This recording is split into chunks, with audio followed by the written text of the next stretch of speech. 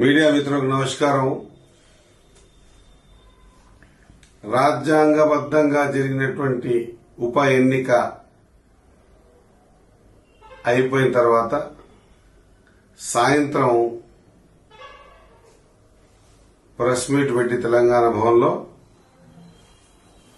RS Praveen Kumar గారు, లక్ష్మారెడ్డి మాజీ మంత్రి గారు, అదే మాదిరిగా దాసోజు శ్రవణ్ ఎమ్మెల్సీ గారు ఏదో రాజ్యాంగం అంతా చిల్లరమల్లర చేశారు, ప్రమాణాలు లేవు, ప్రామాణికాలు లేవు,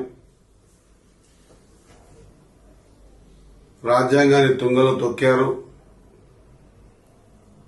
డబ్బుల సాంప్రదాయాన్ని బయటికి తీశారు, చిల్లర సాంప్రదాయాన్ని బయటికి తీశారు.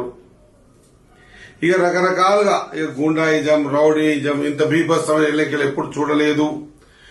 ఈ విధంగా రకరకాలుగా మాట్లాడేటువంటి సందర్భాన్ని నిజంగా కూడా దయ్యాలు వేదాలు పలికినట్టు ఏదో ముసలి కన్నీరు కార్చినట్టు అనిపిస్తా ఉంది. ఒకసారి చూసుకోవాలి, 10 సంవత్సరాలు అధికారంలో ఉన్నప్పుడు ఇంత స్పష్టంగా ఈరోజు ఎన్నికల కమిషన్ ఇచ్చిన తేదీ నాడు జరిగిన బై ఎలక్షన్స్ లో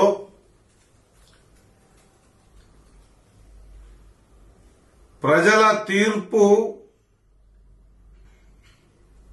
బీఆర్ఎస్ కి అనుకూలంగా లేదని తెలుసుకున్న తర్వాత ప్రజాప్రభుత్వం కాంగ్రెస్ పక్షాన ఓటరు తన ఓటును వేస్తున్నాడని గ్రహించినటువంటి మా సోదరులు ఇక ఏదో ఒక నెపం దొరకాలి, ఆ నెపం మీద దొబ్బాలనేటువంటి ప్రయత్నం, ఇలాంటి ప్రయత్నాలు గతంలో సమాజం తెలుసుకోనప్పుడు అని నిజంగానేమో వీరు చెప్పిన మాటల నిజముందేమో అనేటువంటి భావనతో ప్రజలు ఉండేది. సోదరులారా, ఒక్కసారి ఆలోచన చెయ్యాలి. నేను కూడా రాజకీయాల్లో 32 సంవత్సరాల నుంచి ఉన్నా. సకల జనుల సమ్మె జరిగినప్పుడు మక్తల్ నియోజకవర్గంలో ప్రధాన భూమిక నేను నిర్వహించి అందరినీ కలుపుకొని తెలంగాణ రాష్ట్రం సిద్ధించే ప్రక్రియలో పెద్ద పాత్ర వహించిన, తెలంగాణ వచ్చిన నీళ్లు, నిధులు, నియామకాల మీద వస్తుందన్నటువంటి సందర్భంలో ఇప్పుడే మా ఇంటికి ఉద్యోగం వస్తుంది, ఇప్పుడే మా శ్రేణులకు నీళ్లు వస్తాయి అనేటువంటి ఆశతో ముందుకు పోయిన సందర్భంలో తెలంగాణ తెచ్చింది టీఆర్ఎస్, కేసీఆర్ గారిని ఒక భ్రమ కలిగించి 10 సంవత్సరాలు రాష్ట్రాన్ని అధోగతి పాలు చేయడం ఒక్కటే కాకుండా ఆ రోజు కూడా నేను ఎంపీటీసీగా తర్వాత జెడ్పీ ఫ్లోర్ లీడర్ గా పనిచేసే సందర్భంలో ఎంత అరాచకం అంటే నోరు తెలిసి మాట్లాడే పరిస్థితి కూడా లేకుంటుండే, ఇంట్లోకించి బయట కాలు పెట్టే పరిస్థితి లేకుంటుండే, రోడ్డు మీద ధర్నాకు కూర్చునే పరిస్థితి లేకుంటుండే, ఎలక్షన్ బూతుల కాడికి పోయి తొంగి చూసే పరిస్థితి లేకుంటుండే, ఓటేసే పరిస్థితి కూడా లేకుండే. ఇవన్నీ చేసి అలవాటు పడ్డ మీకు ఏదో సామెత పచ్చ కామర్లోనికి లోకమంతా పచ్చగానే అనిపిస్తుంది అన్నట్టు అదే పరిస్థితి ఇప్పుడు కాంగ్రెస్ వాళ్ళు చేస్తున్నారని భ్రమలో ఉంటున్నటువంటి మీకు ఒక చిన్న సూచన తెలియజేస్తా. ఒకవేళ నిజంగా కూడా మీరనుకున్నట్టు అరాచకం జరిగింది, దొంగ ఓట్లు వేసిండ్రు, మొత్తం ఒక్కసారి గుద్దుకుందరు అనేటువంటి భావన మీకుంటే అది సరాసరి తప్పు అంటున్నా. ఒకవేళ వేసేది పరిస్థితి ఉంటే ఈ రోజు 50% మించిపోకుండా ఎలక్షన్ జరగలే, ఓటింగ్ ప్రక్రియ జరగలే. ఈ ఎలక్షన్ లో కూడా ఏ ప్రయత్నాలు చేశారో బీఆర్ఎస్ పార్టీ వాళ్ళు అందరూ కూడా చాలా మటుకు మేము ఆ జూబ్లీస్ బయట ఉండి మేము ఆలోచన చేస్తూ మాకు ఫోన్లలో పంపించారు. ఒకవేళ నిజంగా కూడా అరాచకం చేసింది ఉంటే నిజంగా కూడా అరెస్ట్ చేసి బూదు మాటలు తిట్టి ఏమో మాట్లాడి దుబ్బి తోసేసి టేబుల్ దుబ్బే స్థితిగతులే ఉంటే ఈరోజు నాకు ఫోటోలు పంపించారు కొన్ని, మీకు మీడియాకు చూపిస్తా. ఈ ఫోటోలలో స్పష్టంగా పెద్దలు ఎల్బీ నగర్ ఎమ్మెల్యే దేవిరెడ్డి సుదర్శన్ రెడ్డి గారు, ఎర్రబల్లి దయాకర్ గారు దాదాపు నాకు తెలిసి అర్ధగంట 45 నిమిషాలు స్కూటీపై తిరిగారు.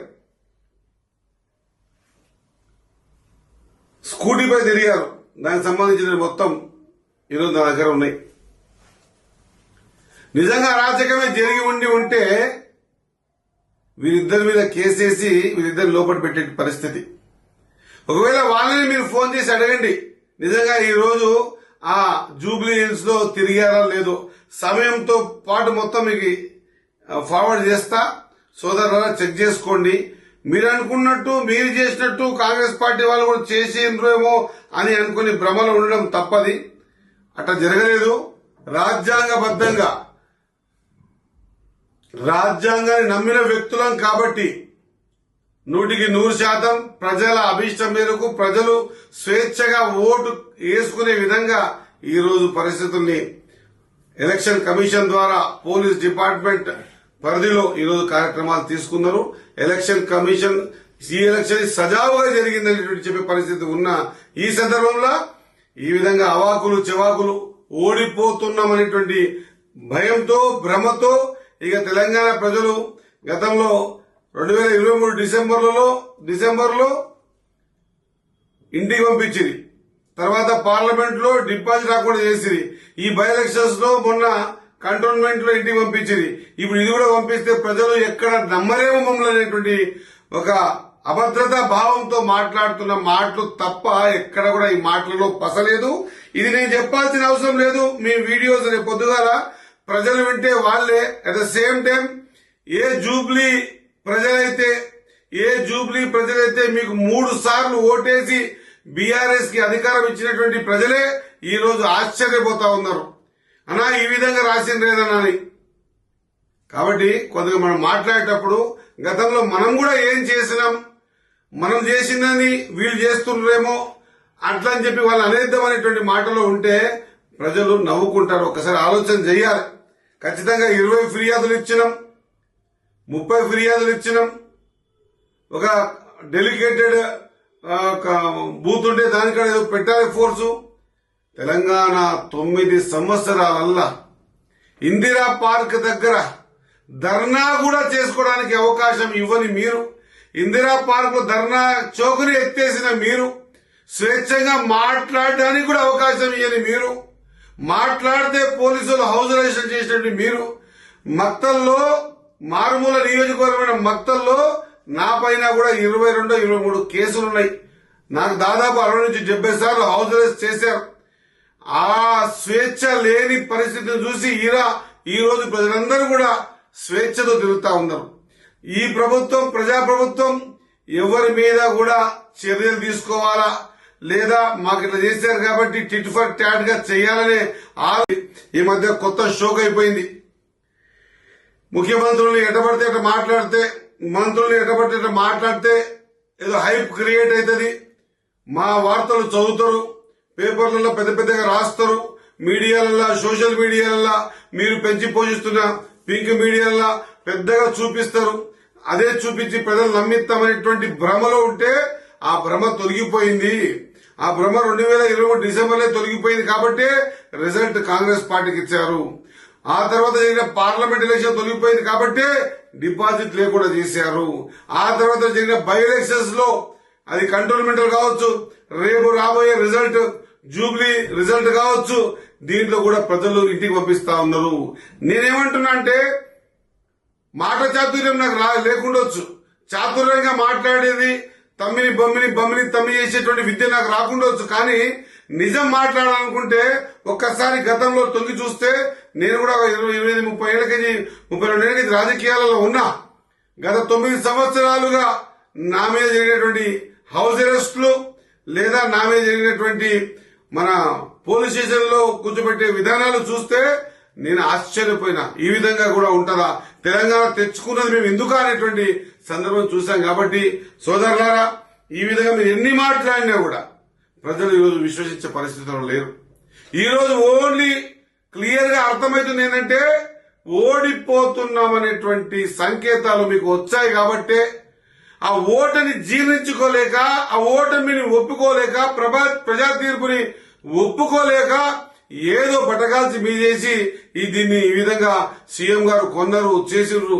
అసలు డబ్బులు పెట్టి కొనే, ఓటుకు డబ్బులు ఇచ్చేటువంటి సంస్కృతి ఎవరి నుంచి వచ్చిందో ఒక్కసారి యావత్ తెలంగాణ ప్రజలకు తెలుసు అన్నమాట తెలియజేసుకుంటూ, ఒకవేళ లేదు ఇట్లా మాట్లాడడం వల్లనే రాజకీయాల్ని లైవ్ గా ఉండగలుగుతాం అనేటువంటి ఆలోచన మీకుంటే సరైన సమయంలో ప్రజలు సరైన బుద్ధి చెప్పారు, చెబుతారు కూడా అనేటువంటి మాట మరొకసారి గుర్తు చేస్తూ, నోరు అదుపు పెట్టుకొని మాట్లాడకపోతే సమాజం చూస్తా ఉన్నది. అంత అమాయకులు కాదు ప్రజలు.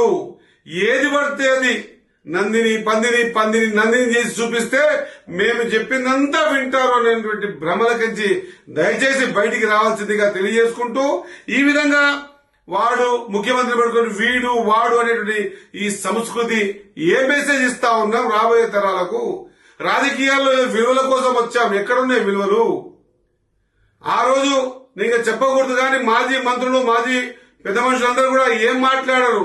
వాళ్ళని వీరిని లాస్ట్ మీడియాని కూడా 100 మీటర్ల లోపలికి తొక్కి బూంచి పడేస్తారనేటువంటి మాటలు మాట్లాడుతుంటే కూడా ఆ రోజు మీడియా కానీ మీడియా డిపార్ట్మెంట్స్ అని కూడా సరే సమయం వచ్చినప్పుడు దానికి ప్రతిఫలం దొరుకుతారనేటువంటి ఆలోచనతో ఉన్నారు. కాబట్టే ఈ రోజు మిమ్మల్ని ఇంట్లో కూర్చోబెట్టారన్నమాట గుర్తు చేస్తా ఉన్నా. ఈ విధంగా ఓటమిని అంగీకరించలేక చేస్తున్నటువంటి ఈ వాదనంతా కూడా పసలేని వాద డిపార్ట్మెంట్ ని, ముఖ్యమంత్రులను, మంత్రులను, ఎమ్మెల్యేలను తిట్టడం వల్ల ఏదైనా మీకు సంతృప్తి జరుగుతుంది అనుకుంటే అది మీ భ్రమ. ఇది ప్రజలు విఘ్నులు, వాళ్ళే దీని పట్ల సరైన సమయంలో ఆలోచన చేస్తారని తెలియజేస్తా ఉన్నా.